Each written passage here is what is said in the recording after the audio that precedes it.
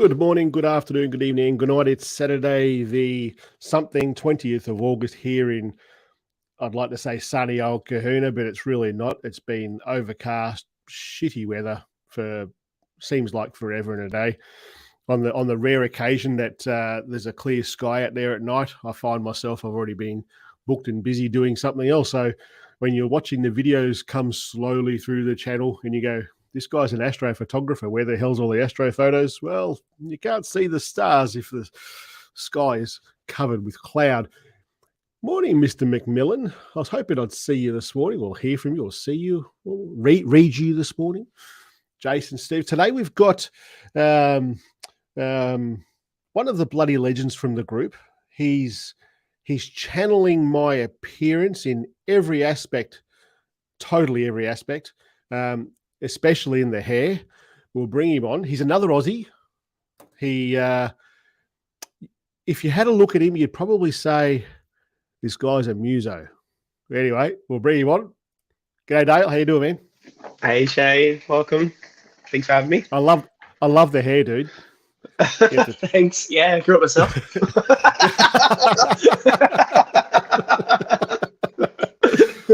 have to chop some of that off and send it down to me.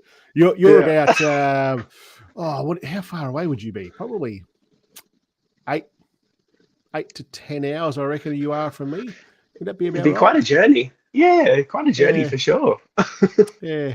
I've got family up in Brisbane and on the Gold Coast, and when I do go up there, if I drive, I don't go the coast way. So, no, for those, g'day, Mike Going. For those who are not from here, if you picture Australia, it's got that. I'm going to try and do this in reverse.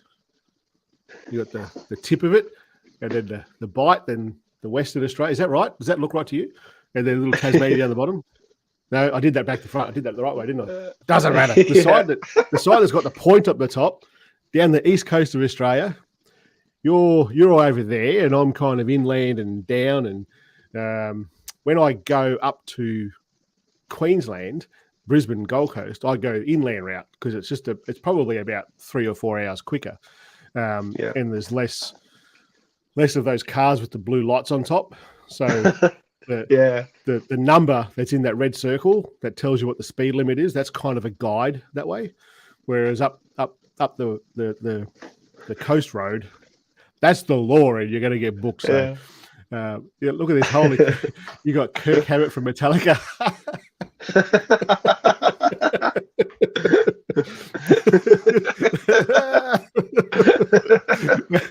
I must admit, when I saw your photos on the group, and then I saw your profile pic, and then I saw it maybe it was in the chat off YouTube or something. I'm like, holy crap, this guy's like a headbanger from Metallica, you know? Love it. Yeah. So what's the weather like up there, mate? Yeah, look, it's a nice day today. I think we've had a lot of cloudy days recently, which is not that great for astro, but good for time lapse. So good to diversify and get into time lapse, people. Yep. You know, and some of the stuff that you do, time lapses. We'll talk about that in a minute. We haven't. We'll probably go onto the Facebook group and we'll talk about it in a minute. But you're using since the new feature with even longer came. You've been doing that a bit, eh? Yeah, I love that. As soon as that came out, I thought that was unreal. Like, I mean, I was using the interim saves for Star Trail as well, and I think that saves your butt quite a lot when you have a bad cloud go through. But you can also then use that as a time lapse. But I love the interim. I love that new interim save, so that allows for perfect time lapse, which is so easy. Yep. So have you always been into photography, or is it a new thing for you? Yeah, look, I mean, I've always had an interest in photography, but I've never really had a DSLR camera. I've never really tried to do manual. So using apps that are more manual were quite a challenge for me initially to kind of learn, make mistakes. But I think that's where you excel at photography. The more mistakes you make, the better you get. Yeah, absolutely. I totally agree. And I think that's the case with most things that you do in life. I think when you've when somebody tells you this is how you do something, that's all well and good. It's similar to what we were talking about before with the music. Before we went live, like you can watch someone do something, but no one's going to really show you what you're doing wrong. With photography, because generally, especially the nighttime stuff, is generally a lonely sort of style of photography. You're generally there on your own. Yeah, so that's true. When you're doing something and you go, well, that didn't bloody work. How can I do it? You've got to start thinking about what can I do to fix that. And I think that's a good way to learn, I reckon. Yeah, absolutely. Morning, Mike from Smartphone Photography Training. How's Geelong, dude? So, well, we'll do the regular thing that we do here. Who are you in a tweet? 140 characters. Ooh. Who am I in a tweet? I'm Dale, the animal from the Muppets, non-stop bouncing off walls, breaking legs, having fun, learning new skills. Master of none, jack of all trades. That's the spirit. Now, for everybody watching, like if you've seen the comments on Facebook, you know that this guy's got a broken hopper. He's got a busted leg, and he's even got props to convince you. Now, the story, he told me the story, and it's incredible how he broke his leg. Tell everyone how you broke your leg. It's an amazing story.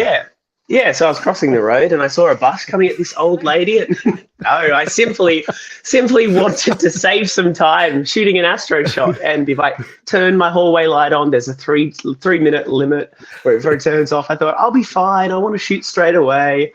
Slipped straight down the first step, broke the leg instantly. Broke the foot, sorry. So yeah, he fell downstairs.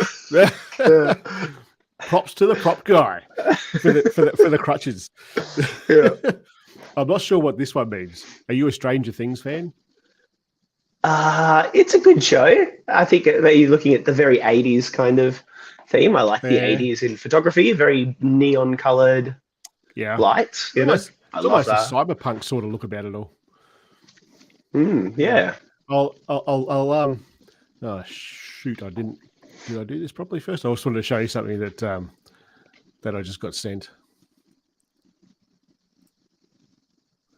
No, hold on. I'm trying. Look at this. Live. It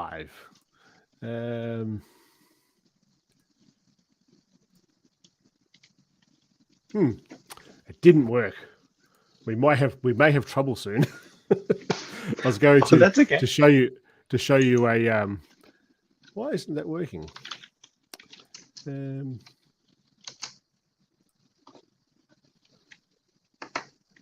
It might be coming. It might not be coming. Greg McMillan just sent me a photo, and it's quite funny. You know, when I said to you when we first came on, when I first invited you, I said, "Well, we come on a little bit early to check tech stuff." This is the sort of stuff that I should have checked. We got carried away. Got a bit carried away. It's he sent me a photo of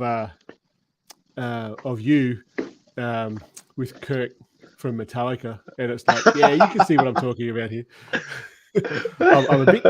I'm a bit concerned that this is not going to work when I want to share the photos. Yeah, it's not working. This could be. I might have to go to. What if I share this one? It's not doing either. Oh, this could be a bloody boring live stream. So, talk to us about when you started with mobile photography. You said you had DSLR stuff before. Oh no, so I've never used DSLR. So I've always been an iPhone. Yeah, so I've always been an iPhone shooter. So I think I started on the iPhone 4 back in the day. I think that was my first kind of iPhone. And I think I got the 7 Plus, which was a huge jump, I think, in camera for the iPhone. The 7 Plus was my first kind of shooting RAW. I could kind of, capture, I think it had 2 cameras on it. So it gave me more options to shoot. And then I got the 12, which was 12 Plus, which I've been using now for quite some time and love it. I also shoot with the Moment case as well. And I've got a tele lens and a wide lens. I think that just opens the opens the gate for so many possibilities on what you can shoot. So it's definitely something to not overlook as a photographer. A lens, really. It depends on what you're doing and what you're looking for. Yeah. So what are you gaining from either of those two with the style of photography that you do? Yeah, so I think with the lens, for me, I like to shoot things far away. So I from home for astrophotography, I cheat and shoot through my window quite a lot, which I think is a good move, and people should try it. Absolutely. But everyone says don't use a tele lens for astro, but I beg to differ. If you live in a city area and you don't want to go out, put a tele lens on and frame it around a tree or something, just hanging in the frame a little bit. And you might block all the light from everything, like that light in the background is blocking me. You can block all the light from your shot. You can. So I think it's a clever way of kind of framing it there. You're really just using it as a zoom. It's just an optical zoom. I like that as well for sunrise photography. So in Newcastle, we have a lot of foreshores where there's long kind of strips of water, but then interesting subjects on the other side of the water. So it allows me to just get that extra 2 times zoom into the subject without losing as much quality, Yeah, and I think it just adds a little bit of a sharpness to any photo, really. Just a better lens. I saw the you had one with the telegraph pole, and I reckon so that was for that 100% a telly. That was a telly on a telly, double telly. But that's really good as well for astro. And if you've got a close subject, a telly on a telly, that gives huge amounts of compression. So it kind of merges those 2 layers together really well. But I find, yep, because it will add a lot of compression to it and bring them all together. Yeah, cool. Who we got here? Andre Berry G from Oregon. A cache. I never know if I'm saying a cache, or is it a cache or a cache? Might be totally wrong. Feed froze. Is my internet? Is it looking all right for you, mate? It looks fine on the stream. I'm not losing anything. Yeah. We have, because I'm in regional Australia, our internet is run by hamsters on a wheel spinning around. It doesn't really do all that bloody well. I'll just while we're talking, man, I'm just going to try and get these photos another way, because for some reason the screen sharing is just not working, and I can't work out why it's not working. It could be a permissions thing here, but I'll try it a different way. I'll end up. No, never froze here. Yeah. No, it must be okay in Canada. Canada. So did you actually do? Were you performing last night or not? Oh no, music wise, no, not last night there. But we do have a gig coming up. I think in September, coming up a festival in town, which would be really fun. Yeah. Yeah. Cool. Talk about the apps on your phone. What would your 3? We might even go 4 favorite apps to use. That's good. And this is just photography wise. This would be. Yep. Oh no, anything at all. Okay. All right. I think Even Longer I use as a default long exposure app. It's normally my go-to due to the features of long of time lapse features that it offers. I'd say the camera app dead set is definitely the go-to though for anything just a still shot that I'm going for. You can't beat the native iPhone camera app. I think that's probably the king. I'm a fiend for Instagram. It definitely takes up too much of my time. I do, but I don't know if it's really the place to be. I don't know. I think it's changing a lot, especially with videos. They're becoming more of a feature, and photos are becoming less of a feature for a photo sharing app. Yeah. Which doesn't make sense to me, but I think that's a discussion a lot of people are having at the moment. Yeah, I agree. Yep. Just a shame. I think like most people who play in the photography world, you kind of go, this is great when it started because it's all for photography, and now it seems that unless you're a skimpily clad model with a bowl of muesli or something, eating it on a beach in Bali, you're not going to do that well on it. But did you listen to anything that Greg McMillan had to say about glass? Are you aware of glass? I did see him post about it. I'm not aware of the site though. I'd have to have a look at that. I do see it's more tilted towards higher quality, no ads kind of target, which would be pretty cool. Yeah, I'll just I'll send him a message because it's something that it might even be worth if he's able to. I'll see if I can bring him on here for 5 minutes and have a quick chat about it, because I think he knows more about it than I do. I use Instagram personally. I use Instagram for virtually nothing, really. I used to put a lot on there all the time, and mainly for the photography business to keep interest there, if you like. But I don't find it yet nearly, unless you're doing reels and videos. This is just my experience.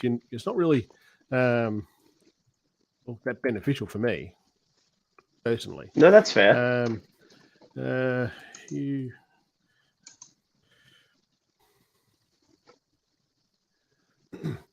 Let's see if he's able to, and if he's able to, I'll bring him in, because he's probably sitting there right now going, "Oh shit, I haven't done my hair. I haven't see all this stuff, mate. Like if you got really long, I didn't either. Oh my god, yeah, it doesn't matter because like gravity sucks and it holds it there, or." Be there shortly, he said. So we'll hear about glass shortly. Yeah, so excellent. Even longer camera app. What else was it you said? Instagram. I'm definitely hooked on. Yep. I don't know. I don't really use too many more photography apps. I used to. I used to use Halide before Even Longer was out, which was good. But then I think they changed their model to subscription as well, which I thought. It just didn't suit me, and Even Longer came. I just bought the lifetime membership straight out because I knew instantly the day one it was perfect. Look, I don't really use the phone very often. I use it for work all the time. It's always on me all day. So as soon as I'm finished for work, besides all the business teams, Outlook apps, I just go on Do Not Disturb and go into a creative mode. Yeah, right. Working from home, I think, is a way to separate. That's what I like. Yeah, sure. Do you edit? You have to edit your photos. What are you editing with? Yeah, that's a good question. So I actually used to edit in Snapseed. Snapseed was my go-to editor, which was fantastic. Then I decided to change my process flow up and edit on my Mac. So I started editing in Luminar Neo, which is, I don't know, it's more of a creative app, I think. But I still find it quite good for what I do. It's no Photoshop, but it has quite a lot of functionality as well. It's got layers. It's got quite a lot of creative tools as well as editing contrast tools, which is cool. So, you don't edit anything on your phone now at all? Nothing. No more editing on the phone. I know. I just not enough storage. I shoot too long. Got the base model. Right. Yeah, you're absolutely right. Because I've got my iPhone 13 is, I reckon it's only 128 gig. It's not same. Could you imagine like bloody 10 years ago saying, "Oh, my phone's only got 128 gig." I know, you're right. 10 megabyte thumbstick. Like what? Ridiculous. But look, the phone only holds really like maybe 2, maybe 3 kind of nights of shots. If you're doing like an all-night shoot, it's only going to hold 2 or 3 nights. That's it. So each morning I dump it out to the computer, dump it off the phone, put it on a backup storage. Well, actually, what because you're doing your stuff. See, for me, it's a bit different. I haven't actually done this myself because where I shoot most of my stuff, it's a little bit away. Like even when I go in the backyard, I don't have, I can't connect light to the pollution. house Wi-Fi. Oh, no, Wi-Fi. I don't have. I've got to drive to find light pollution. Yeah, I know, right? Jealous. I think we're all jealous on that. But What Mario does, Mario being the creator of Even Longer, he syncs it through the cloud, through well, here comes Greg, and so he sits at his computer bringing these photos in as the phone's outside taking the photos and builds it. He syncs it to iCloud and then comes in. Okay, yeah. It's a process flow. That's a pretty clever way of doing it. Greg, I can see you there, but I can't see you there. I can only. There's no camera. There's no video, mate. So we'll bring Greg in shortly. We should probably look at these comments. Try glass, right, Greg? Well, that's why I've asked him to come on, Mike Goyne. Jeez, mate. Device is not connected now, Greg. Oh, he could be coming. I was going to ask. Oh, here we go. Oh, well, it looks like we might have opened a bucket of worms here, or a can of worms, a bucket of something, a can of worms. Yeah, I've got to tell you honestly, with the next iPhone that comes out, it won't be the little one. I'll get the biggest I can find. I find that so much of what I do, with all the videos, most of my B-roll, and now that I'm shooting, especially now that I'm shooting that second channel, a lot of what I'm doing there is just filmed on the iPhone, and I run out of storage like nothing else. So when Mario said, "Hey Shade, I've got this intervalometer now," I'm like, "Yes, someone's done it. That's awesome." And it shoots RAW. Yes, awesome. It was like, that's going to fill up in half an hour. Damn it. Yeah. So all the intervalometer stuff that I've done with that has just been shooting JPEGs because I'm just running out of bloody room. So come on, 14, hurry up and get that shit sorted out. I don't know what Greg McMillan's doing. Well, I don't know. They might make the megapixel count much higher on the 14 if rumors are to be true. Well, that will take up more space. That's right. The rumors with the Pixel. The Pixel 6 got a 52 megapixel camera, but that sucker's been down to 12. So yeah, that was the rumor for the Pixel too. It's got a massive pixel count, megapixel count. So I was like, yeah, that's going to be awesome. It's not all the Pixel. It's definitely not all the Pixel. I mean, I've been enjoying. I know it's a taboo application, but the Topaz range of gigapixel, I quite like the gigapixel. Yeah, I know what you mean. Yeah. So it's actually used to blow up photos, kind of AI enhance the photo, but for more canvas printing. So like I like to print up some of my photos around the house onto canvas, and they're all from the iPhone. That way too big to print onto canvas. Right. Yep. Blow them up. Yeah, right. Fair enough too, mate. Fair enough. So the one over that'll be your left shoulder. Oh, you got. Oh yeah. So I've got a couple. Yeah. So we've got two. I'll go down. That looks pretty good, man. Where's that? Yeah. So that is the light on there. It's not really in focus. Sorry. This is just down near the beach, down near so I was just at a sunset coming over. I was going to shoot complete opposite direction, but as the clouds came over, they kind of just picked up the nice hue of the sunset, and I just immediately stopped shooting where I was shooting and started shooting in a different direction. But look, it was just I think situations like that are just you got to be in the right place at the right time. You just can't plan that, Yeah. No amount of planning can ever account for that. Absolutely can plan for that. What are you talking about? People make apps and everything for that. What are you talking about? We'll talk about planning shortly. I just see that Greg's on here, and I just wanted to bring him on real quick. Then we'll carry on with the star trails and stuff. But because the conversation was going this way, I was actually going to ask Greg to come on my next live stream to talk about the Glass app.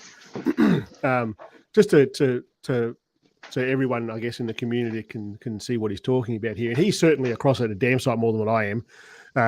As I said before, Instagram for me is kind of like, I'll do it occasionally. I spend more time helping out with Sarah, my wife, with her Instagram reels and stuff than I do with anything for mine.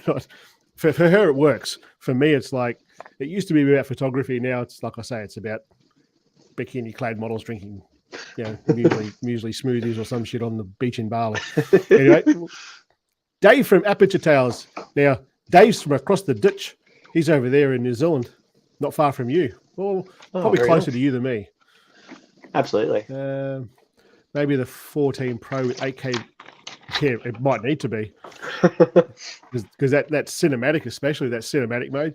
Not looks ProRes, cool. I should say. That's Yeah.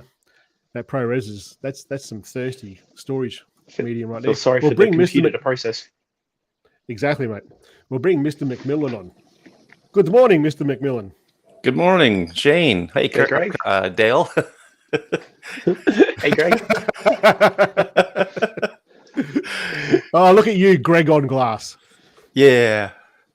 I was Right. able to get my first. I've been there since day 2. Yep. Mate, I've got to be honest. I've been there. I think it was invite first, wasn't it? You had to get invited. Yeah. I think you might have even invited me. I think I might have. Yeah. I think I've put maybe 5 photos on there. It's for me. It was just it's another fucking app. I know, right? Yeah. That's the thing. Is it the social stuff is so overly saturated? It's just crazy. Yep. So what's the lowdown on glass, mate? You heard where that conversation was going. Where Instagram is meh. What do you think? Well, my favorite hashtag now is Instagram sucks. But you know, I'm streaming to Facebook, right? I'm going to get kicked off Facebook now. Yeah. Oh, you say that's what it's. Bring it, Mark. Bring it.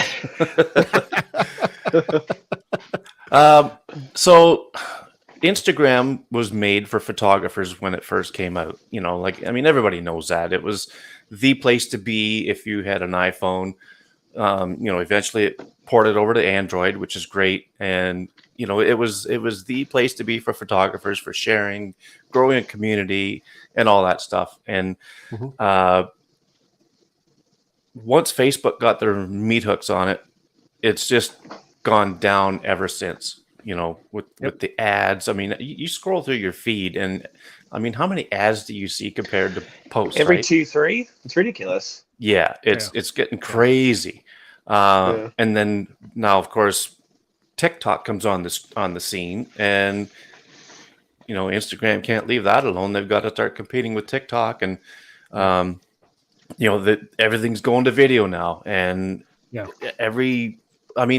okay, so with Instagram, you can change it from the Instagram feed to your following feed, right? And if you just go to who you're following, okay, then it's not so bad, but you're still getting ads, a lot of them. Yeah. But if you're just in the normal Instagram feed, it's video after video after video. And if I wanted to see videos, I'll go to freaking YouTube. Yeah. I don't want to. I mean, okay, having said that, if I've got 10 minutes to kill, I'll go to the Reels and just look at puppy dogs and kittens, right? I mean, that's a different animal altogether. Yep. Pardon the pun. but Instagram I didn't catch that first. Instagram is just gone to pot for photographers. And I know there's a lot of photographers that are upset about it. Yep. So when Glass came on the scene a year ago, I'm thinking, like, it all started, like, I've been looking for an Instagram alternative for quite a while now, and Day Flash came out. It was a pretty nice experience, full screen photos, the whole 9 yards. You know, there was a bit of a community building there, but then they ended up going away because they couldn't get funding or whatever. So it's gone. Now bring on Glass, and the developers of Glass, Tom Watson used to work at Facebook back in the late aughts, right? So he's an amazing designer, web designer, and great at coding. And Stefan I think he's from Sweden. He's another great guy for writing code and all this stuff. Like the guys that write the code for this stuff are amazing. That's why it looks so good. It's so fluid. You know, it's just a great experience. And when they decided to build their app, they thought, okay, we're not going to make it. We're not going to put ads. We're not going to put an algorithm in it. It's going to be what you see when you see it as they come on in the stream.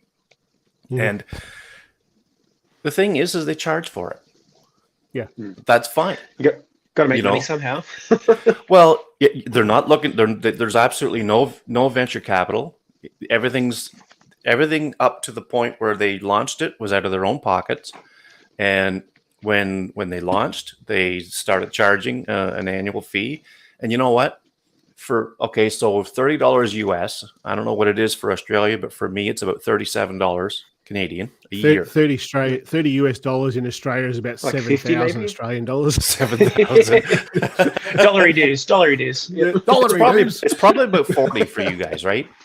Give or take. Yeah, between 40 and 50 bucks, something like that. Yeah.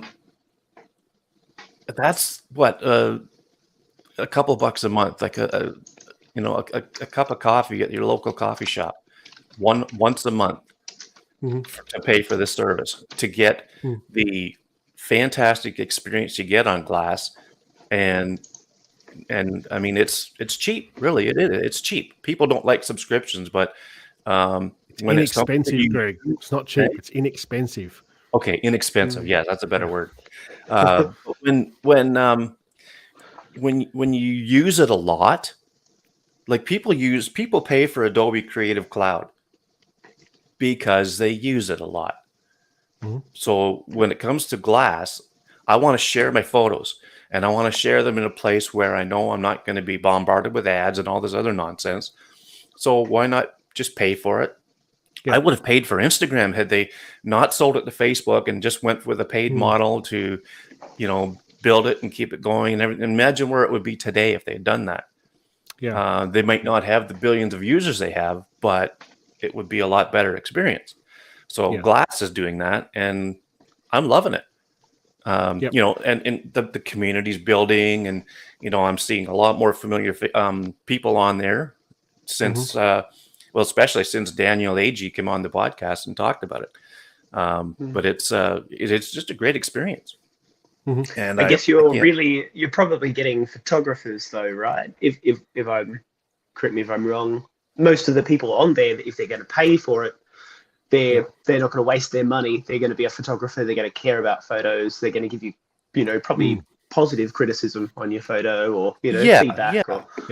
And not necessarily just the average user, Yeah. People who are looking for the same experience, I guess, that I am. Yeah. So interesting. That's a rip a mug there. Ain't that, mate? I didn't have time to get mine. Well, I did kind of throw you in at the last possible minute. It was only that, like I said, the conversation was going there, and I thought you're a damn sight more qualified to talk about this than what I am. And thank you. Well, I'll tell you what. Daniel Agee gave me some codes for a free year of Glass. Yep. And if you can log all the names of the people that are in the chat, I have one left to give away for a free year. One left. Well, if you want it, say you want it. Say, I want it in the comments. And if you can put an Australian accent in your typing with I want it, even better.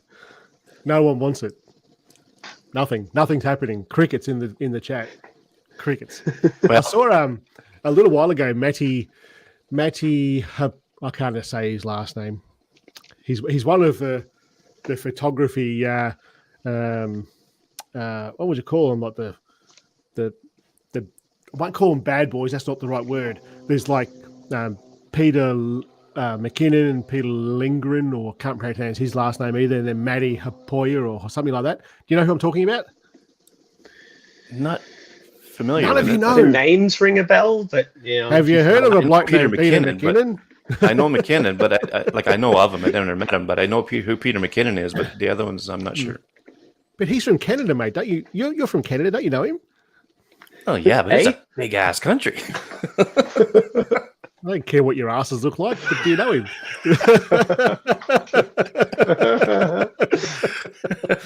There was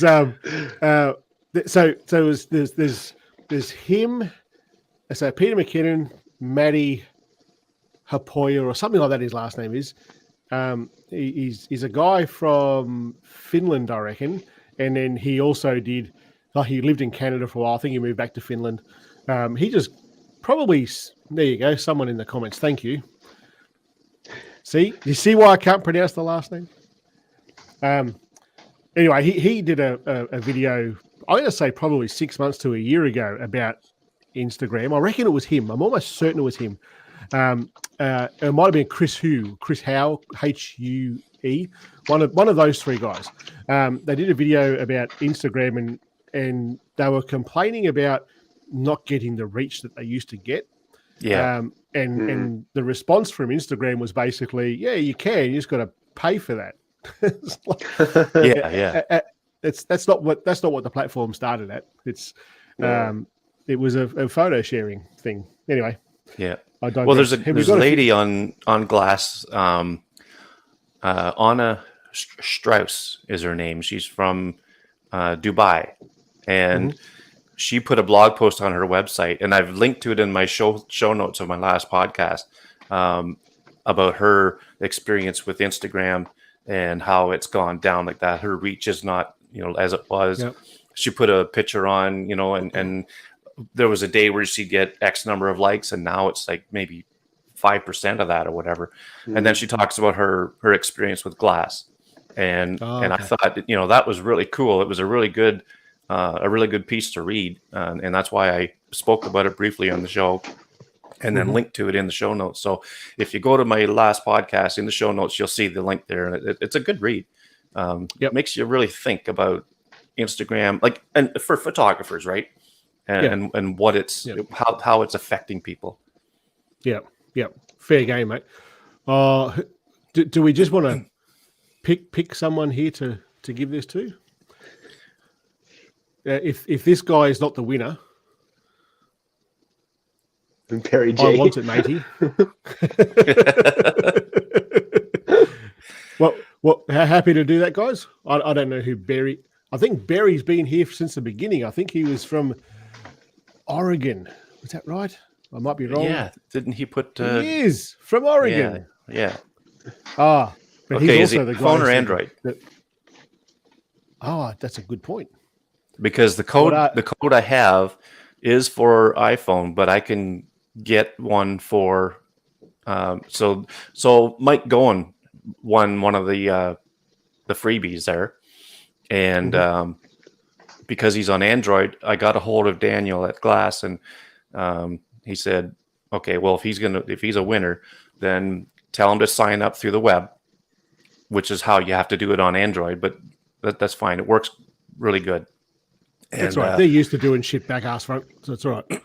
Yeah. So then Daniel said when he sees his name come up that he signed up, then he got him the free year. Okay. So he has an iPhone. He's on an iPhone? Perfect. Yeah. So now the logistics of this. Yeah. It's a link to the App Store, and when you click the link to the App Store, it takes you right to the Glass page, and there's a redeem button, and then he just has to hit that, and Bob's your uncle. Should he contact you directly? Yeah, he can. Yep. You have an email address? Just punch it in the comments, mate, so he can see it. No, I tried to do this before, and I couldn't. You know what? I'm going to change my display name to reflect the email address. You're used to doing that, aren't you?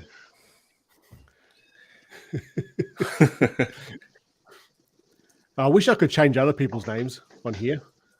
I wonder if I can. To what, like Mark Dickerson? I can. You must I have didn't know I could do this. I have the power. So Barry, if you email my display name there, I'll send you the code.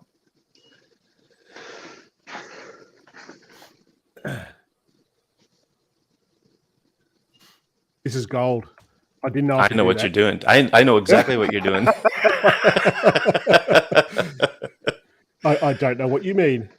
We'll get rid of this comment. I don't think they show the. Oh, now they do. Yep. There they are. There.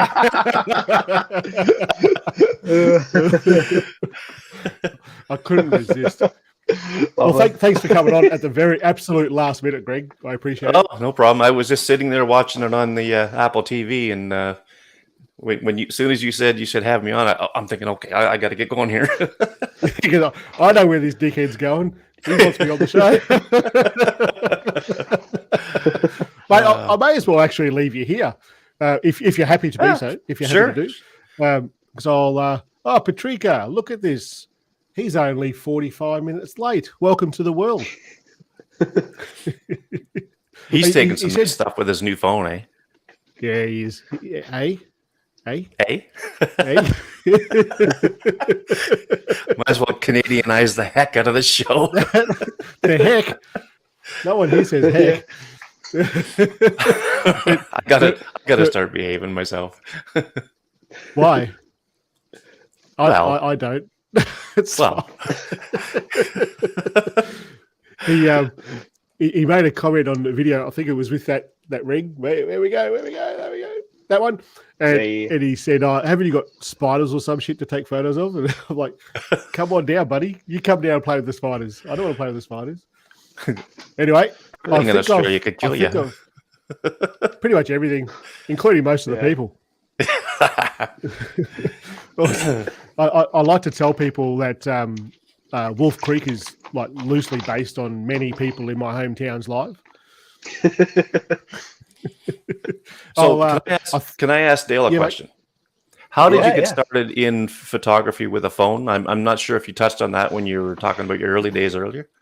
Yeah, for sure. Look, I've never really used a DSLR, so I've always used an iPhone to shoot things. I think back in the day, I even just had a point and shoot kind of camera with limited functionality, which was always fun. Always taking way too many selfies, of course. But now it's transitioned more into like HDR landscapes, long exposure, star trails, light trails, anything that is long exposure. Always gets me excited. Yeah. Well, you're capturing something that people can't see. I think it's more a perspective. You're capturing a time in the moment that can't be seen by the naked eye.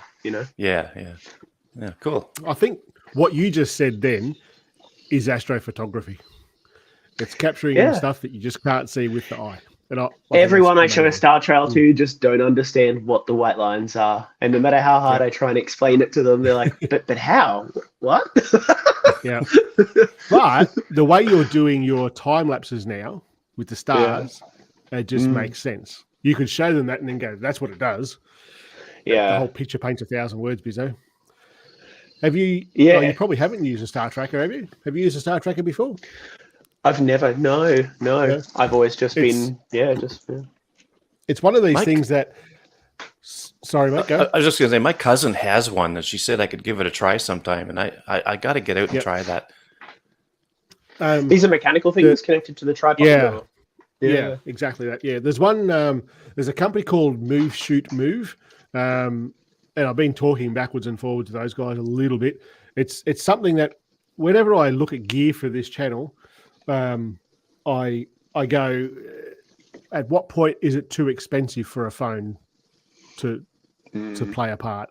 But the latest tripod that I got, that was actually a payment for doing a video for the phone holders, and it was only that I was looking for a new tripod, and it's a kick-ass tripod, but it might be out of the reach of the average sort of phone photographer. They go, well, I don't want to pay $4 a month for an app. I'll be damned if I'm going to pay $600 or $700 or under $500 US for a tripod.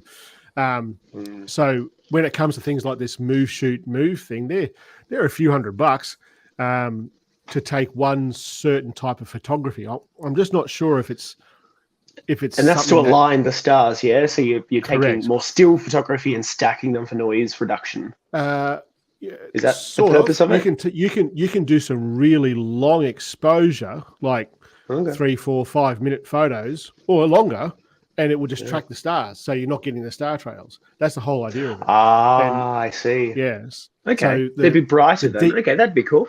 Yeah, absolutely. Yeah, the deep space stuff that you see of the clouded galaxies and stuff. That's all Star Trek. That's all a tracker.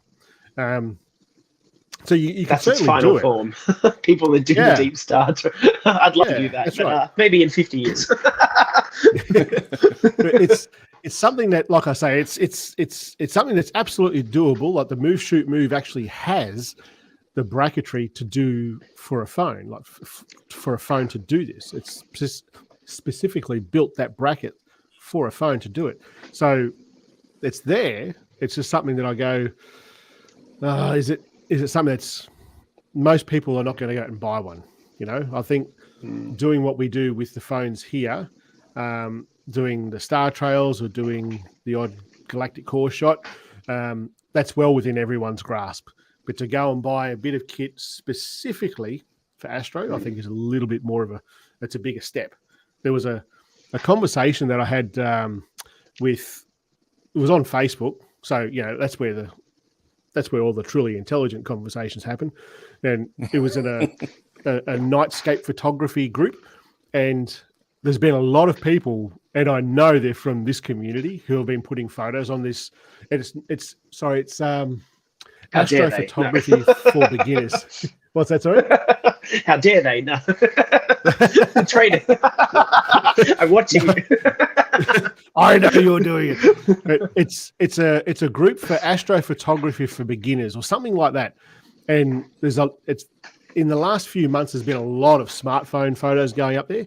And a lot of guys are like full on getting stuck into these guys saying, it's a bloody phone. It's no good. And I go, shut your freaking pie hole. It's something that is in the reach of everybody who has a phone to go and do this. And in my opinion, it's the best way to put your toe in the water to go out and do this sort of photography, because over time you're going to get sick to death of getting up at 2:00 in the morning to go and get that shot that you want to get. So going and spending, 3, 4, 5 grand on phones and cameras and lenses and tripods, just use your bloody phone and have some enjoyment with that. And only after you reach the limit of what the phone can do, go and then spend the money. You're already halfway there with your skill sets. That's my opinion. I think a lot of people would probably take the opposite, which is fun. It's a lesson learned. Like in music, I spend so many hundreds and thousands of dollars on gear and stuff, thinking that it would make me perfect, and realizing at the end, it didn't help really in any way unless you knew the basics. Until you mastered the basics, then you could start making use of the other things. So it would apply in photography as well. Yeah, absolutely. Mario just made a very valid point. And personally, with the iPhone, I don't see it as a huge benefit. I think it's more of an Android thing, when you can control that fully manually. Probably the Huawei is more than anything else, because they got some pretty cool long exposure functionality in there. But absolutely, he's on the money there. It's good having someone like him in the background to go, hey, technically that's not fucking possible. Look at me drop it. Oh, look, my wife's out of bed. Sarah. Get careful what you say. Last time I heard you say g'day, geez. Oh. But it wasn't recorded. I should have. Alan Wallace is absolutely a dead set legend. This guy is, if you don't know who he is and you're into astrophotography, go and watch what this guy does. He's, once you get past the accent, because he's not Australian, he's an English bloke.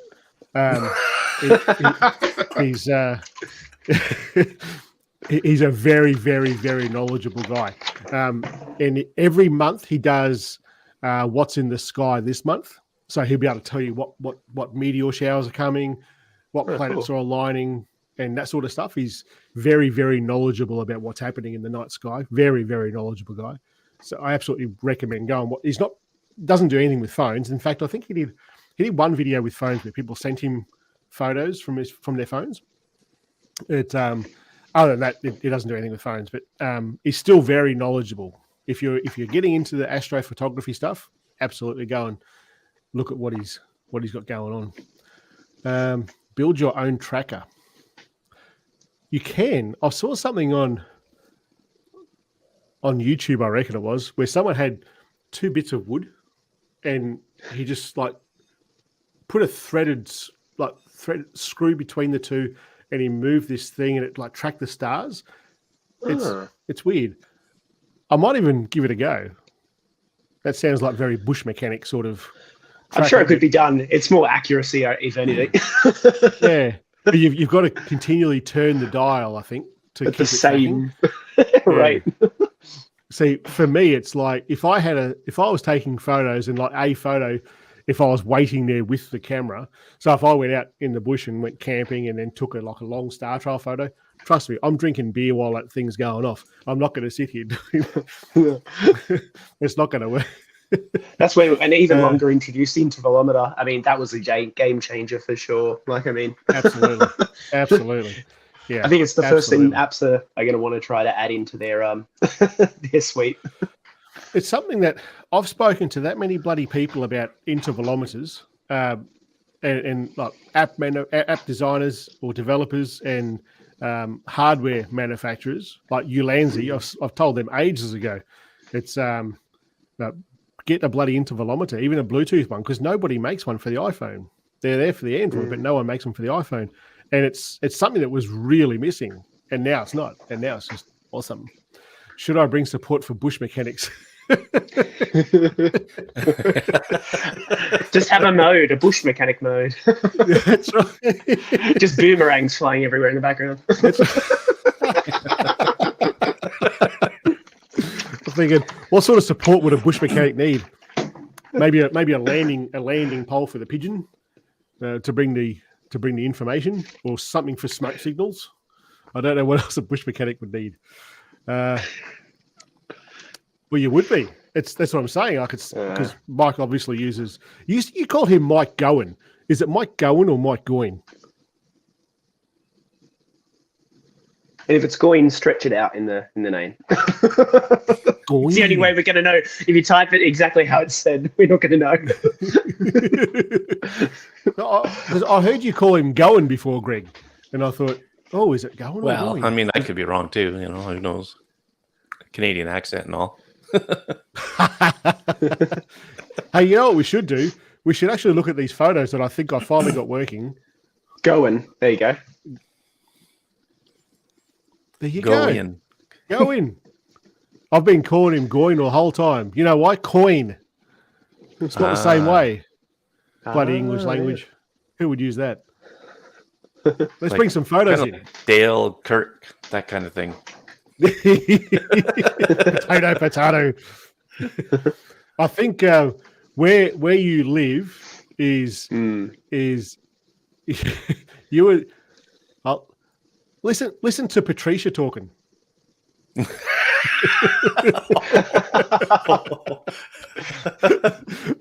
Oh man, I struggled with that bloke's name for ages. Do you remember that? Yeah. When we first started, I was like, I don't know how to say his bloody name, and then he sent me a message on Facebook, like an audio message saying his name. It's like, yeah, you suck. These photos, where you live is a pretty spectacular part of the world, especially for photography. You don't need to travel that far to get some pretty clear skies. Like, no, not at all. Not that far, but you've got beaches, like waterways like this, what we're looking at here, and not that far away, you've got clear skies. Like, you're in I reckon I'm in a pretty bloody great good location. spot, but you're in an awesome spot, man. Yeah. So, talk to us about this, mate. Yeah, so this one, the idea for this was, I mean, it was a sunrise. Sunrise. And I kind of wanted to make it. The sky was absolutely gorgeous, and the clouds were moving so fast that I almost wanted to make it more of an ethereal kind of painting styled look photo. Yep. So I'm pretty sure this is a 6-minute long exposure, which is probably a very long time for a long exposure. And it definitely did take the sharpness out of the details of the building, but I kind of wanted it to. I wanted it to almost be a paint-like styled photo. So that's what I was going for, I guess, at the time. I kind of wanted to make sure all the colors drifted throughout the sky, throughout the whole period. I think I kind of got it. I wouldn't be too concerned about the length of the long exposure. Maybe I always take the interval as well. So when I edit, I do the bracket. I do a HDR bracket for most of these shots as well, and I turn on the interval. So therefore, I didn't use it for this one, but I could have used. I think I just do 30 seconds or something like that. So therefore, I could have just stacked it on top and then masked out the building and subtly kind of opacityed a little bit of sharpness back into it. Yeah. I try to take that approach. The way I look at photos as a musician and also was into audio engineering was layers and effects. Like, I mean, you have the side of photography where someone takes a photo, they allow themselves a little tiny tweak in it, and they're the purist, you know, that's done, photo done, you know, photorealistic.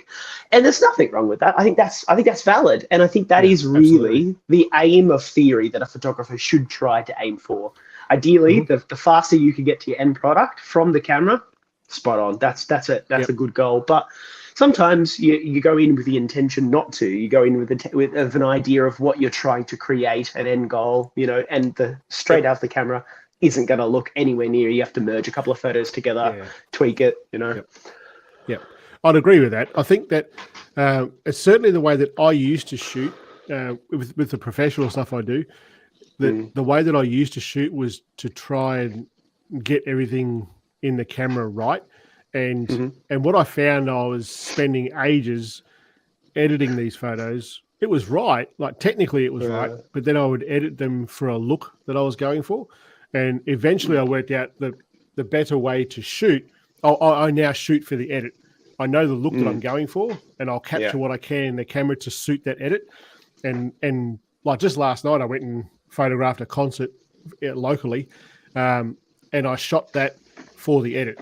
Now, even for professional work, like, I'm not talking about the one-off bit of art, if you like. I'm talking about, like, this was documentary sort of photography. All the lighting was the same throughout the concert, so that was lucky. And I just take a few photos, get all the settings right that I want to, so I know that's going to work in my edit. Then I'll just edit one, batch edit the rest. I've edited like a couple of hundred photos, and I'll just go through and sort them out. I think everyone's a little bit different in that regard, but I'll shoot for the edit now. I get what you're I think that's the way to go. Like, if you have an idea, the way I think over time, I would always try to get it perfect in the camera, and over time you learn that you have an intention. Like, I like to start the day thinking, I want to go to this location. I've got a couple of ideas of what I want to shoot, maybe how I want to shoot it, what I want to achieve before I even leave the house. And that just sparks the interest of getting there, get that shot, and then, there's something just to tilt, you know, to my left, there's something there interesting. So and it starts you on a journey of taking more photos. Let's grab your next one. Similar, but not. Yeah, similar. So these are all actually on the one for sure, a lot of these, which is great. Okay. Because this was another morning sunrise. The clouds were quite lovely. I think this one was a 2-minute exposure, but it was just really good capturing the kind of pink and the blue contrast. I love my favorite contrast is pink and blue. So if I can capture the sunset pink and blue, I'm all for that. But all of these are HDR bracketed, so they'll definitely have a couple of stops between them. Absolutely needed to achieve something like that. But I use Aurora HDR as well for a lot of these to merge. So I quite like the Aurora HDR program. I think it's a really good app to kind of merge exposures together really well. What about coloring in that, effective. Dale? What about coloring and you know the fine tuning? Excuse me, the fine tuning that you do for your edits. Yeah, for sure. So look, I kind of use, if I use HDR, I'll use the Aurora initially, and I'll merge them into a HDR final exposure. And then I edit everything in Luminar Neo. I use that there to colorize. It is also, I guess, a probably app that is really good at colorizing photos with sliders. So it does a really good job at kind of adding up. I probably put a little bit of mystical kind of creative tone on the water just to smooth that out extra a little bit. A little bit of maybe sharpness and structure into the buildings, just masking it in subtly, just painting little 10%, 20% opacity across things just to kind of pop them. Yeah, I love the coloring and you know the pastel type of tones and stuff that you have, and you know it looks nice and saturated, and it just really pops.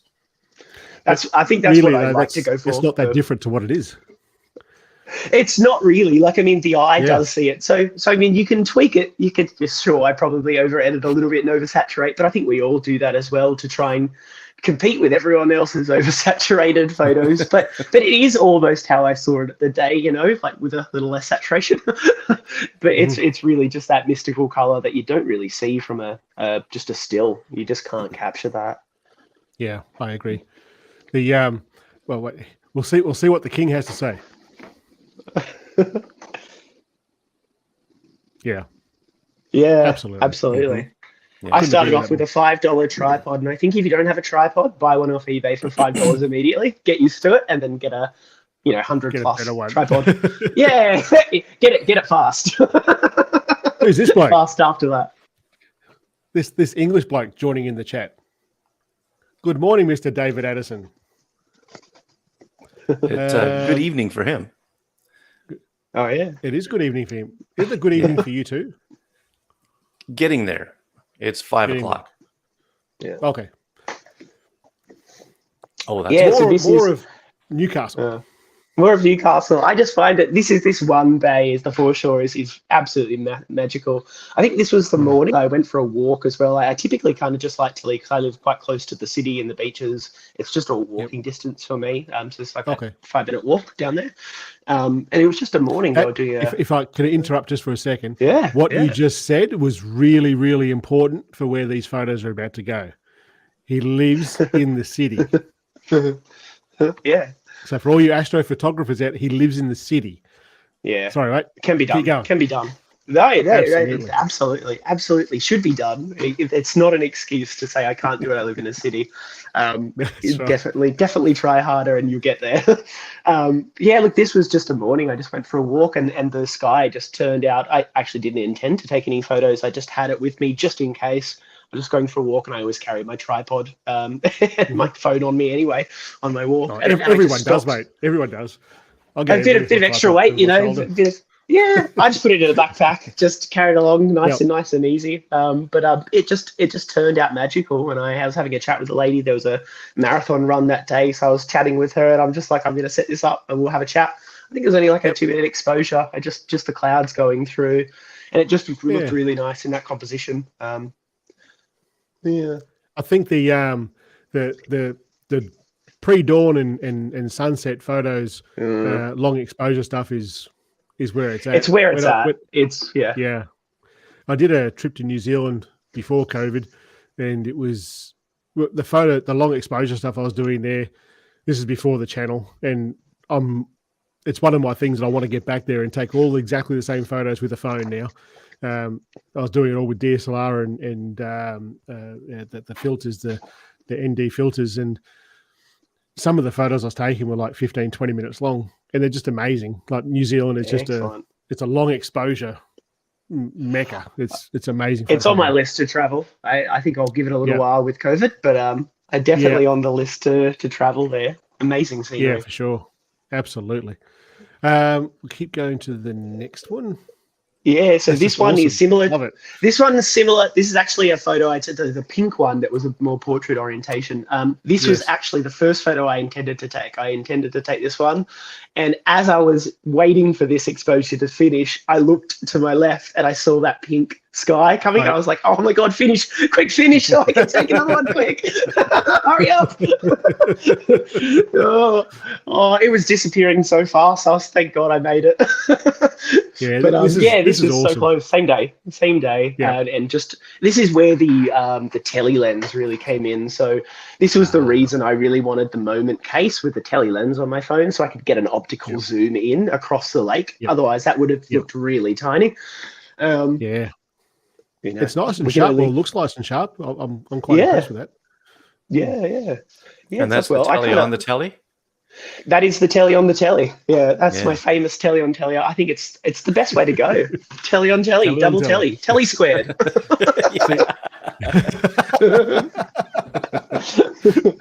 In my head, I'm picturing a television with a little television on top. Yeah. A telly on a telly. Yeah. It's time to carry a second phone. Oh, you're not wrong. All right. So This is so some of these you've sent me, some of these I've grabbed off the Facebook. Yeah, no, that's cool. Yeah, whenever I hear about people talking about, I can't do what you do because you live in like a Bortle 2 site, or or a Bortle 1 or whatever, and I live in the city, I can't take astro photos.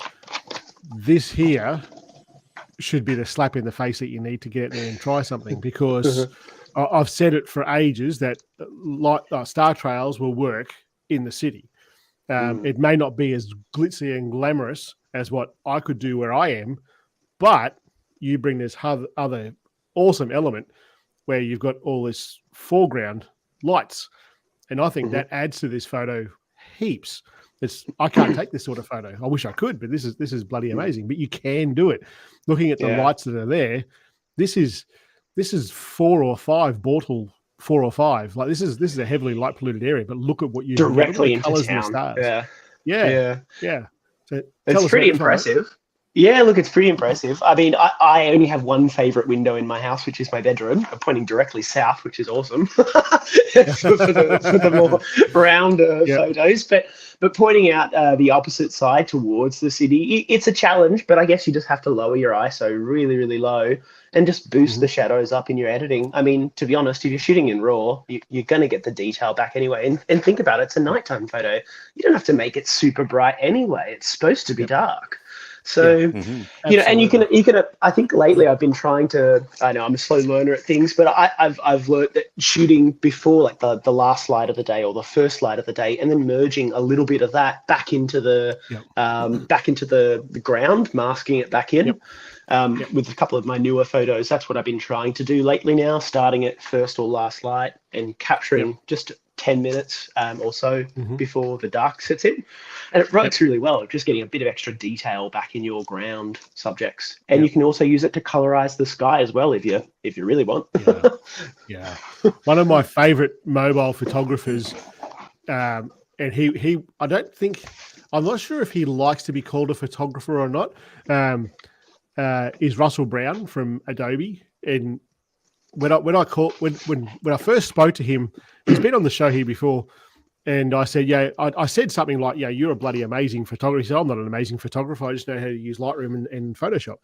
But you've still got to get those elements first. And what he does is similar to what you just spoke about then. He'll take the astro aspect of the photo, and he'll take the foreground elements of the photo, but he'll do that just at the blue hour. And he'll take the foreground element at the blue hour, so it's not all brightly lit with the sun, and he'll bring in that the sky element later, and whatever other foreground elements that he has. Quite often it's people and stuff, but he does it a similar sort of thing, and I think it's incredibly effective. I'm pretty stoked to see that you're doing that with Star Trails. I think that's quite cool. Yeah. I think a late approach to anything is always effective. Like if you have an end goal of what you want, try to actually break it down. Like if you know that the ground's going to be dark, shoot it when it's lighter in the same position. Do you have to be there an hour or two beforehand? Yeah, sadly. Yeah, you do. So be it. It's the cost of the art. That's exactly right. It's whenever I've done when I've done a couple of videos, I think doing that sort of technique, and I think I use Snapseed in it. And you're right, you're there for a bloody long time to get from the blue to the absolute darkness that you need for the Star Trail. 40 minutes, I'd say, at least. Easy 40 minutes, and it's 40 minutes of sitting there doing this. Yeah, it's not doing anything. You've answered them all, Greg. Well, I think you probably can't go wrong with any one of those. I have lenses from Moment, Reflex, and Struman Optics, and they're all great. I don't have a Sandmark, but I think it's pretty close to what you'd find with Reflex. And exactly so. And as far as price-wise, I'm not sure, how they compare, but if you want a good lens, the Moment will be more expensive for sure, but probably not too much more. I can't imagine. Yeah, I'm not sure. I really haven't sat down. They're all going to be pretty close to each other, I think. I think some of the Struman ones might. Well, if you're seeing them overseas, they're probably a bit cheaper. I think they might be a little bit more expensive, the streamer ones. But the build quality in those are awesome. It's really, really impressive. You can't really go wrong with those. All I would say, if you're going to go and buy external lenses for your phone, is two things. Don't go cheap, because you're just going to be disappointed in it. Like, don't go onto Amazon and go phone lenses and just buy whatever you can for like $4 or whatever. They're just shit. It's a waste of your money, and you'll be bitterly disappointed the first time you use it. And the second thing is, I would get something that comes with the case, as in the phone, like the lens. Most of these, all of those guys make cases for the phone, and the lens screws into that case. But there's other ones where it'll just have a clip, and you've got to clip it onto the camera or to the phone. And unless you line it up perfectly, you're going to go back to being bitterly disappointed in your photo, because the optics just don't line up quite right. But when you've got the screw-in attachment, you'll be happy. That's what I found when I looked for lenses. I definitely spent a long time looking at all the Amazon crappy clip ones and thinking, it's just not worth it. You just pay the money, get it right. And I think there's no point in really getting a lens if you're not actually happy with where you are at photography.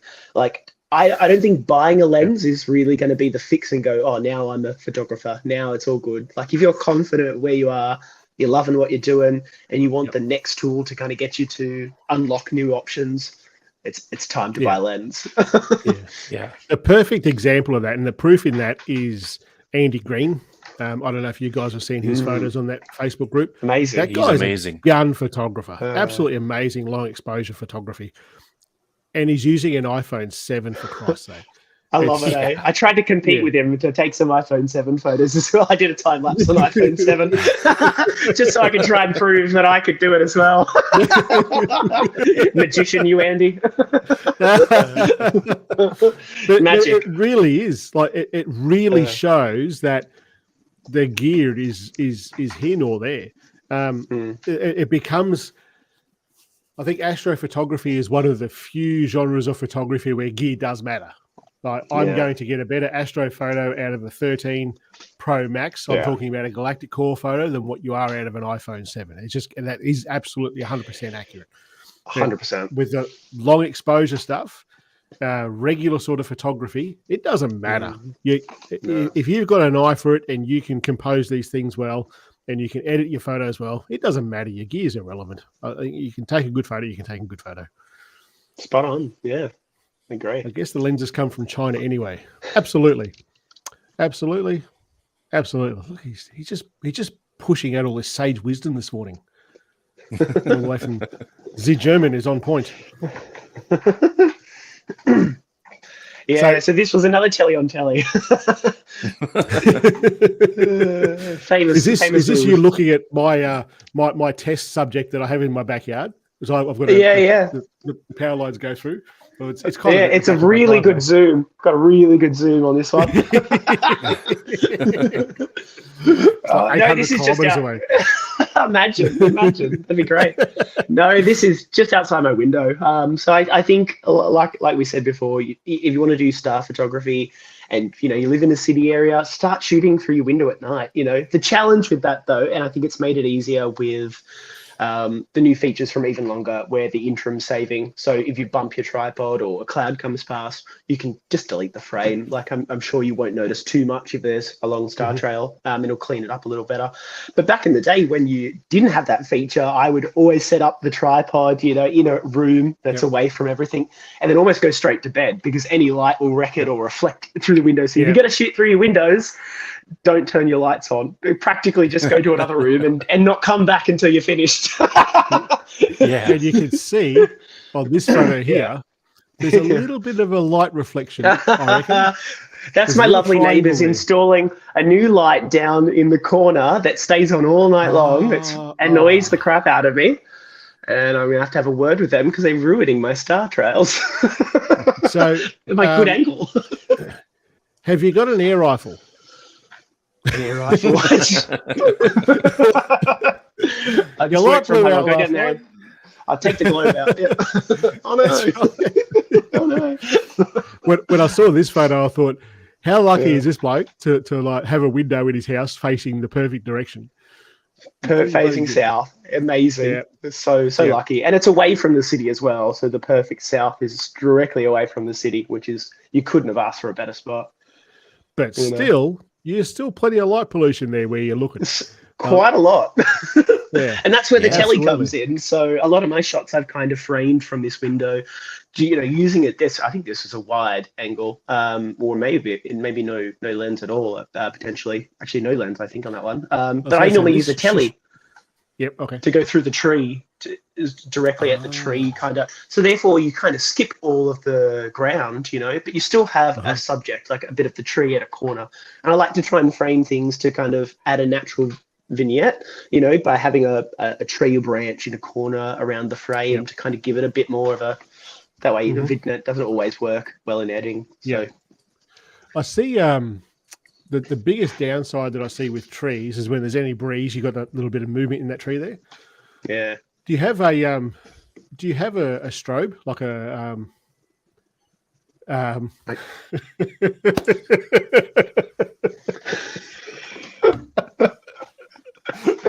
No one knows what I'm laughing at. You will soon. What was I going to say? Well, have you got a speed light? Oh, you don't have a proper camera. You use a proper camera. Traditional camera. Speed light, like a traditional camera. Thank you, Greg.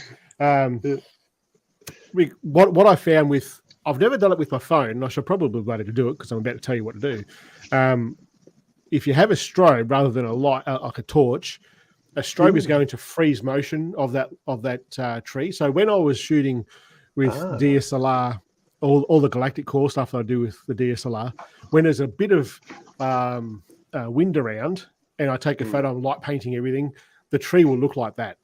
But if I use the strobe, it's like 1/100th of a second and it freezes that tree.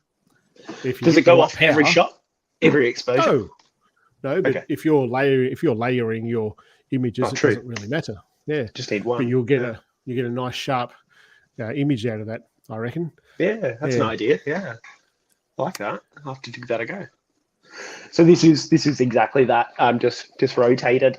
So it's just through that same tree, but with the telly on telly, just zoomed into the tree. But you're right. Like, I mean, I did lose a lot of the detail. It becomes a little bit blurry in the tree. So that would be a kind of cool idea to kind of get more of a flash to kind of frame that tree as a single frame, mask it back in at the back.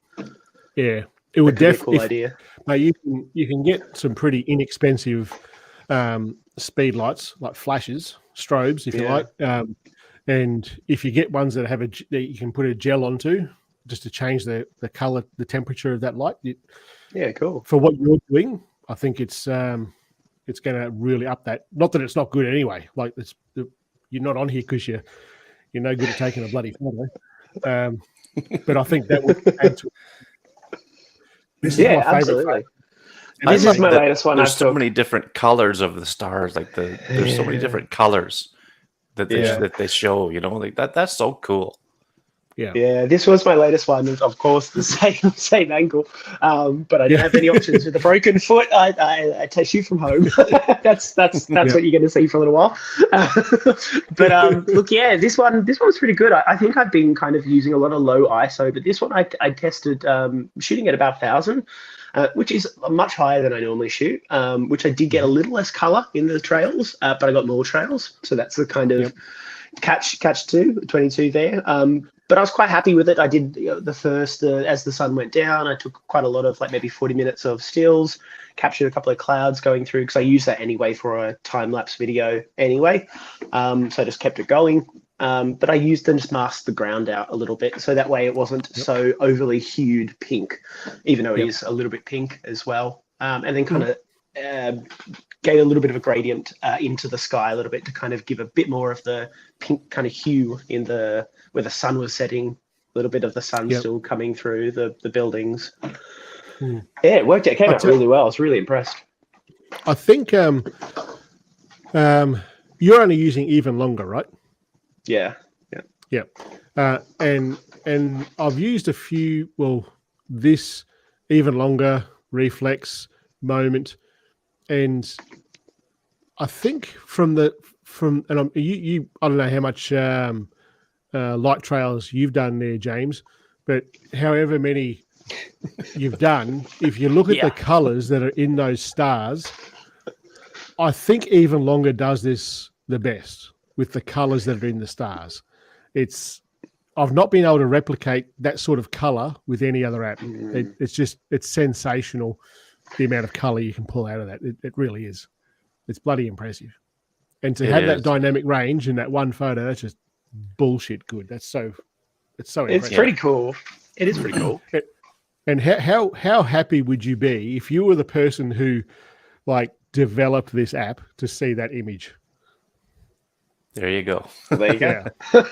Yeah. And it really is. I think that's probably I'll say that's probably the best star trail photo I've seen from a phone ever. I think because you've got so much complications going on there from a technical point of view with all that friggin' light, you either pulled the luckiest shot out of your ass that you could possibly think of, or you know what you're doing. That means a lot coming from you, Lars. Thank you so much. No worries, dude.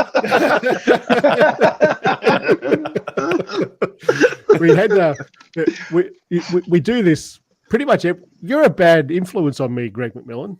You're the one who does this. Actually, it was David Addison, the first one, I reckon it was, and then then we've just kind of carried it on. There was and I watch every time that we do this sort of thing. I watch and I wait and see how long it takes for people to even notice, and no one's even commented on it. Kirk said something, but there was a video that I did. What the hell was it about? I can't remember. But I've got a row of hats above my window here. All the different hats that I wear are all sitting above my window there. And there was a video that I did. I took every hat that I have out, and every cut scene, I changed my hat. And no one noticed. No one even commented. And I thought, that's funny. That took me bloody ages to get that right. Well, you should know this, Shane. Or Lars, sorry. When Dave Podner and I recorded last week, I guess it was, or Monday night, we come on Zoom and he's wearing a Pittsburgh Pirates hat. Oh yeah. And I said, hey, how are you? And he goes, yeah. He kind of give the hat a shake. He said, I've seen Shane wearing a Pirates hat, so I figured I better wear one. But did he say good day? Do videos, so I'm gonna have to get you a Blue Jays hat. Blue Jays. I haven't found a Blue Jays one here. What I've got up there are teams up there that I don't even like, just that I found the hats. So, and when you go through some of, and I think I've told you this before, when I wear these hats for two reasons. I like hats. So I just wear hats. I'll wear hats pretty much everywhere. But more often than not, they bring comments on videos.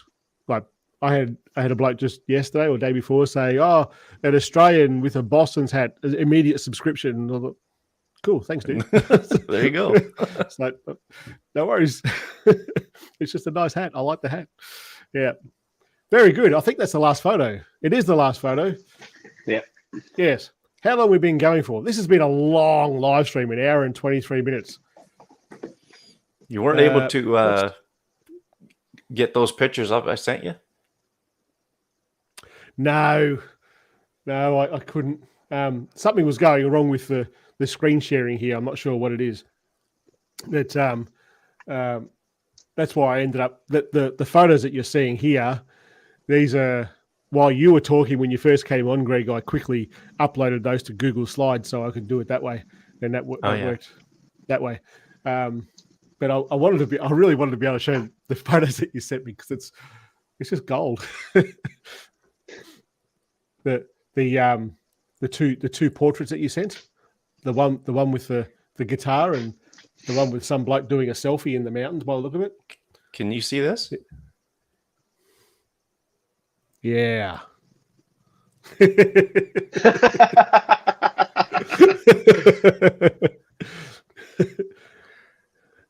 All I'm going to say to this is that nobody has seen these two in the same spot ever. Exactly. It's the same person. Coincidence. It's the same person. What did Murray have to say? The difference is that the Star Trails mode is not the same. Correct. Yeah. Absolutely. Mike Gowan. Mike Gowan. It is good. Great photos, dude.